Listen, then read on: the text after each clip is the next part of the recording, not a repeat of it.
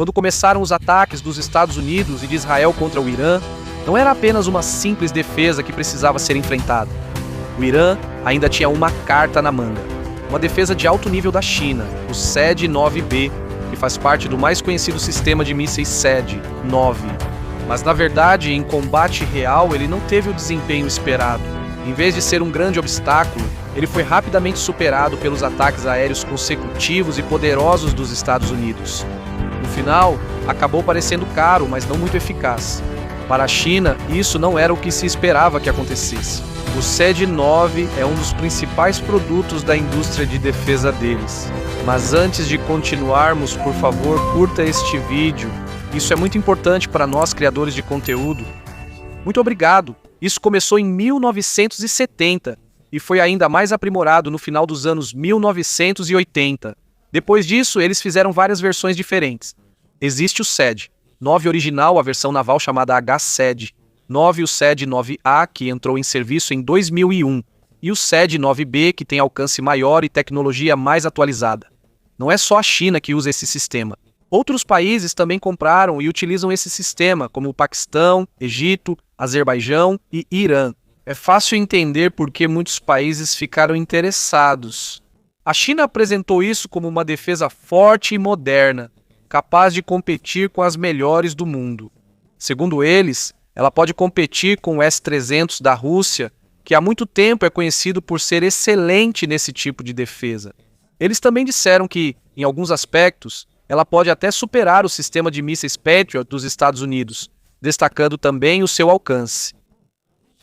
Ela é capaz de atingir alvos a uma distância de aproximadamente 160 milhas, ou 260 quilômetros. Ela também possui um radar capaz de rastrear até 100 alvos simultaneamente e atacar de 6 a 8 alvos ao mesmo tempo. No papel, suas capacidades parecem fortes e completas, mas em uma batalha real, a história foi diferente. Ela utiliza lançamento vertical a frio e tem cobertura de 360 graus, podendo monitorar o entorno em todas as direções. Ela atinge velocidades superiores a Mach 4 ou mais de 3.000 milhas por hora e carrega uma ogiva de quase 400 libras ou 180 quilos. Em teoria, esse tipo de defesa deveria dar uma grande vantagem para qualquer país. Mas ela protege facilmente seu próprio espaço aéreo e locais importantes, e é capaz de enfrentar ameaças de caças, mísseis de cruzeiro e até mísseis balísticos. Está claro que a China confia no SAD-9, porque eles o utilizam em áreas sensíveis como Pequim, Tibete e o Mar do Sul da China. Mas o que está no papel é diferente da luta real. É fácil dizer que você pode competir com os melhores, mas provar isso em uma batalha real é outra coisa. É aí que veremos se uma defesa é realmente eficaz ou se são apenas alegações que não se sustentam em uma situação real. O Irã confia muito no SAD-9 e espera que ele comprove sua capacidade quando chegar a hora. Segundo um oficial do Irã, eles receberam um grande número desse sistema em 2025, alguns meses após a guerra de 12 dias, quando Israel e os Estados Unidos realizaram um ataque surpresa contra as instalações nucleares do Irã. Em menos de 2 semanas, muitos líderes militares, cientistas nucleares, políticos e civis morreram. Devido à gravidade do que aconteceu, ficou claro que o Irã ficou preocupado e começou a reforçar sua defesa para um possível próximo ataque. Eles não apenas adquiriram o SAD-9 da China através do acordo petróleo por armas, mas também começaram a construir uma defesa mais ampla e interligada em várias partes do país. Isso é composto por sistemas de fabricação própria, como o Bavar 373 e o Khordad 15, assim como de outros países, como o Panzer S-1 e o S-300. Eles também possuem unidades de defesa móveis que podem mudar de posição dependendo de onde são mais necessárias. Com tantos equipamentos desse tipo, deveria ser muito difícil invadir o espaço aéreo do Irã. O objetivo disso é proteger os locais mais importantes, como o complexo em Teherã do líder supremo Ali Khamenei, bem como as instalações nucleares, bases militares e aeródromos. No papel, o SAD-9B deveria ser uma das partes mais fortes dessa rede. Ele é capaz de rastrear vários alvos e derrubar um por um as aeronaves e mísseis da Grécia. Mas não foi isso que aconteceu.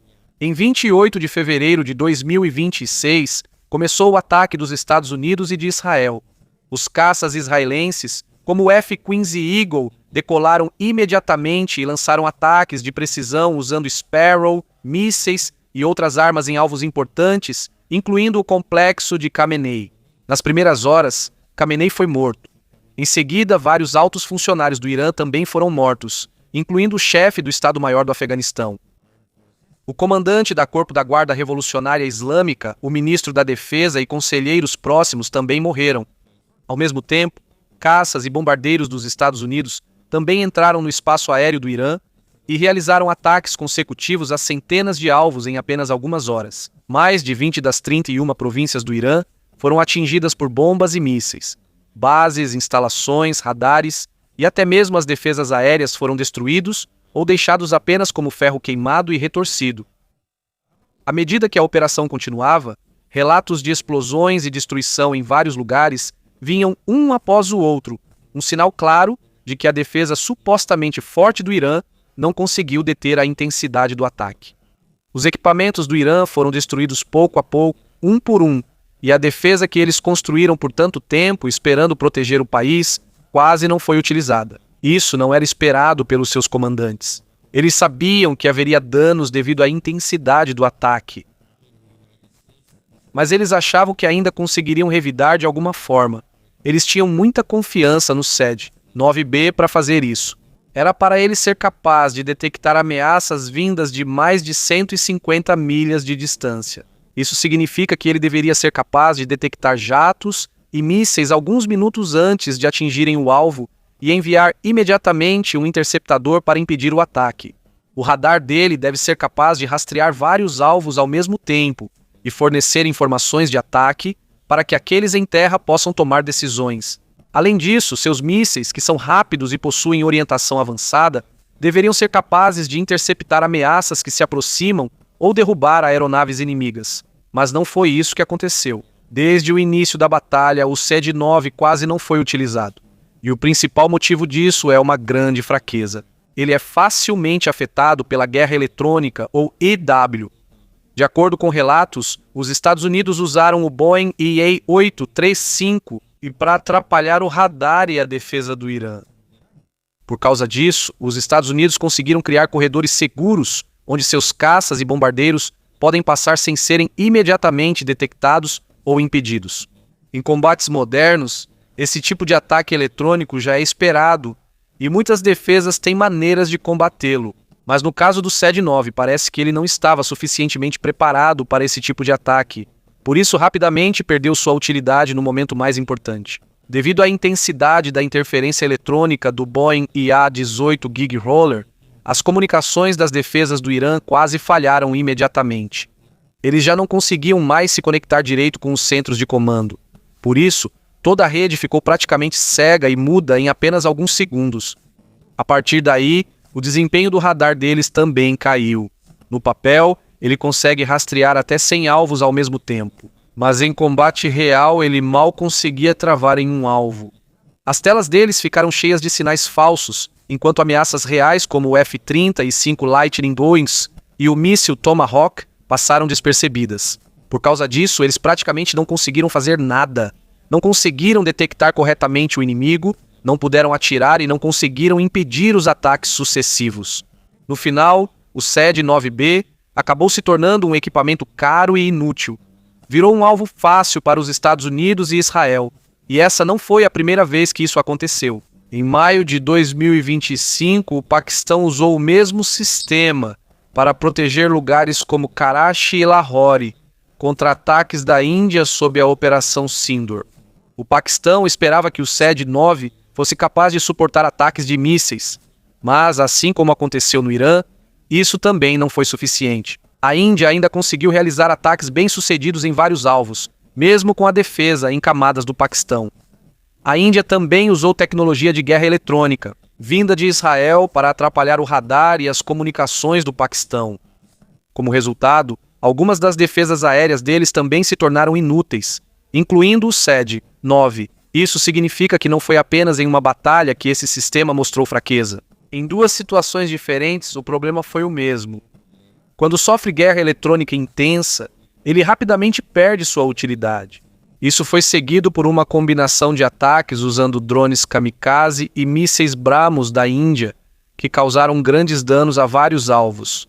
Se as alegações da China sobre o SED-9B fossem verdadeiras, isso não teria acontecido. Ele deveria ser capaz de detectar imediatamente as ameaças que se aproximam de longe e lançar rapidamente mísseis interceptores para detê-las. Mas o que aconteceu foi que as telas deles ficaram cheias de estática, o radar ficou inútil e eles nem conseguiram lançar mísseis porque não tinham um alvo claro. Depois disso, ainda houve alguns que tentaram defender o sistema. Dizem que pode ter sido erro humano, falta de treinamento dos operadores ou condições diferentes das do local onde o sistema foi desenvolvido. Mas agora está claro que isso não foi um problema isolado. 2 lugares diferentes, 2 inimigos diferentes, mas o resultado foi o mesmo. Isso não é mais um simples acidente. Está claro que, por mais que isso seja promovido como avançado, não conseguiu cumprir o que era esperado de verdade. Uma das razões para isso é a experiência. As defesas mais eficazes do mundo são aquelas que foram testadas repetidamente em batalhas reais. Por exemplo, o Domo de Ferro já foi usado várias vezes e provou que consegue proteger cidades como Jerusalém e Tel Aviv. O mesmo vale para o sistema de mísseis Patriot dos Estados Unidos, que já foi utilizado em muitas batalhas, desde a Guerra do Golfo até o conflito da Ucrânia contra a Rússia. Devido ao grande número de usos reais, também se obtém mais dados desses sistemas. E esses dados são usados para melhorar o desempenho, corrigir as fraquezas e estar mais preparado para a próxima batalha. É aqui que está a diferença. Não adianta ter boas especificações no papel se isso não for comprovado em uma batalha real. Para muitos países, especialmente aqueles com orçamentos menores em comparação aos Estados Unidos, Reino Unido, França e Alemanha, faz realmente sentido comprar armas. Os produtos feitos na China são mais baratos em comparação aos dos Estados Unidos, Europa ou Rússia, e a China também é muito boa em apresentar seus produtos. As promessas são boas e as especificações impressionam, mas, à medida que surgem problemas consecutivos com o SED-9B primeiro no Paquistão e depois no Irã, é possível que alguns países estejam começando a duvidar. Aqueles que escolheram equipamentos chineses mais baratos em vez de sistemas ocidentais mais testados, agora estão começando a se perguntar se tomaram a decisão certa.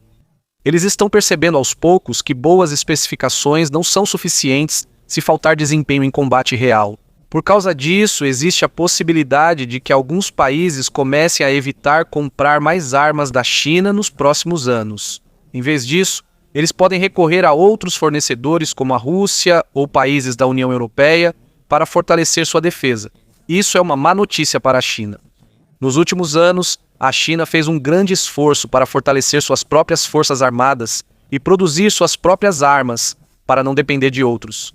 Eles também costumam exibir seus novos mísseis e tecnologias militares em grandes desfiles e eventos para mostrar sua força e enviar um aviso aos adversários, como os Estados Unidos. Mas o efeito disso desaparece se, em uma luta real, esses sistemas não funcionarem de verdade. Fracassos como o que aconteceu com o SED-9 não ajudam a reputação da China como líder em tecnologia de defesa. Pelo contrário, isso só piora. Em vez de ser vista como forte e assustadora, agora as pessoas percebem mais as fraquezas. Isso inclui possíveis problemas na qualidade das peças, na montagem e em designs que parecem bons no papel, mas falham em combate real. E no mundo militar, só uma coisa importa. Isso funciona quando é necessário? No combate moderno de hoje, força ou velocidade da arma não são suficientes. É preciso tecnologia avançada, uma boa conexão entre todas as partes, e um software tão bom quanto o próprio hardware. As armas não devem apenas ter um impacto forte. Elas também precisam suportar a intensa guerra eletrônica usada atualmente. É aqui que a China enfrenta problemas. Algumas armas que eles fabricam ainda não estão prontas para esse tipo de combate. De muitas maneiras, isso se assemelha ao que está acontecendo com a Rússia, que ainda está focada em armas maiores, mais fortes e mais rápidas, mas carece da tecnologia mais avançada que é necessária hoje em dia. Porque, para falar a verdade, não importa o quão rápido seja o míssil se ele não conseguir escapar da defesa do inimigo. Também não importa o quão longe a defesa alcance ou quantos alvos ela consiga rastrear se for fácil de ser enganada. É por isso que o que aconteceu com o SED-9B é importante. Não é só porque os mísseis dos Estados Unidos e de Israel conseguiram passar e atingir os alvos no Irã. Isso impacta ainda mais o futuro da China como fabricante de armas. Isso afetou a credibilidade da China como exportadora de armas. Nos próximos anos, muitos países vão lembrar desse acontecimento e vão pensar duas vezes antes de comprar armas chinesas. É possível que as pessoas não acreditem tão facilmente nas alegações e no marketing sobre seus novos mísseis e sistemas de defesa. Mesmo na China, ainda que não seja dito abertamente, é possível que líderes militares percebam a diferença entre alegações e desempenho real. E em uma guerra moderna, uma coisa é clara: não basta ser bom só no papel. Precisa funcionar em combate real, especialmente se o inimigo estiver usando a tecnologia mais avançada do mundo. Tudo isso tem um impacto direto no futuro do Exército de Libertação Popular. Caso a China decida realizar uma grande operação militar, como uma possível tomada de Taiwan, será mais perigoso e arriscado do que antes. Antes, a China era vista como um país em rápido crescimento, capaz de competir com potências militares. Mas agora, após os acontecimentos, essa imagem foi abalada. E quando a confiança na capacidade de um exército é abalada, é difícil recuperá-la. Isso piora porque o que ocorre no Irã também mostrou a força e o grau de sofisticação das Forças Armadas dos Estados Unidos. Não é apenas pela quantidade de armas ou tecnologia moderna, mas principalmente pela coordenação, inteligência e guerra eletrônica. Uma das partes mais importantes e notáveis disso é o uso de tecnologia baseada no espaço. A Força Espacial dos Estados Unidos utiliza sistemas avançados de satélites para monitorar os movimentos do inimigo, fornecer informações em tempo real e ajudar as aeronaves e mísseis a atingirem com mais precisão. Isso significa que a guerra moderna não é mais apenas uma questão de força ou números. Agora é uma batalha de informação, velocidade de tomada de decisão e o quão avançada é a tecnologia utilizada. É aqui que a China enfrenta mais dificuldades. Por fim, uma coisa está clara: a luta agora não é mais sobre quem tem as maiores armas, mas sim sobre quem tem o sistema mais inteligente que consegue funcionar, mesmo nas situações mais complexas. Nos próximos anos, é possível que a forma como os países se preparam para esse tipo de combate ainda mude. Não basta mais comprar mais armas ou exibir mísseis maiores. O mais importante agora é como todos trabalham juntos. Detecção, comunicação, software e até mesmo as pessoas que os utilizam. No combate moderno, a velocidade da informação é extremamente importante. Se você souber mais rápido onde está o inimigo, poderá tomar decisões mais rapidamente. E quando a decisão é mais rápida, maior a chance de você se antecipar a cada movimento. Por causa disso, os países estão investindo mais em sistemas que fornecem informações imediatas. Dados que chegam atrasados já não são suficientes. É preciso vê-los e entendê-los imediatamente, e usá-los em apenas alguns segundos. Ao mesmo tempo, o treinamento dos usuários está se tornando mais importante. Não importa o quão bom seja o sistema, se não for usado corretamente, ele não serve para nada. É necessário que a comunicação seja clara, a compreensão seja rápida e as decisões sejam tomadas corretamente no momento certo. Nessa configuração, não só a tecnologia importa, mas também a habilidade das pessoas em usá-la bem. Quando um bom sistema é combinado com um usuário competente, o resultado é ainda melhor. À medida que a tecnologia evolui, a forma de planejar também muda. Os planos se tornam mais flexíveis porque não dá mais para depender de uma única direção. É preciso estar preparado para diferentes possibilidades. É aqui que a capacidade de se adaptar se torna importante. O lado que consegue mudar de plano rapidamente tem uma grande vantagem em relação ao lado que depende apenas de um único plano. Nas próximas batalhas, veremos mais o uso de sistemas interligados, em que os meios aéreos, terrestres, navais e espaciais atuam juntos como um só. Os dados dos satélites foram usados pelos aeroportos e os dados dos aeroportos foram usados por aqueles que estão em terra. Por isso, as ações são mais rápidas e as decisões mais claras. À medida que a coordenação melhora, fica mais difícil para o inimigo acompanhar se eles não conseguirem fazer o mesmo. Aqui também se torna importante a guerra cibernética e eletrônica. Não basta ter o seu próprio sistema funcionando bem. Você também precisa atrapalhar o sistema do inimigo.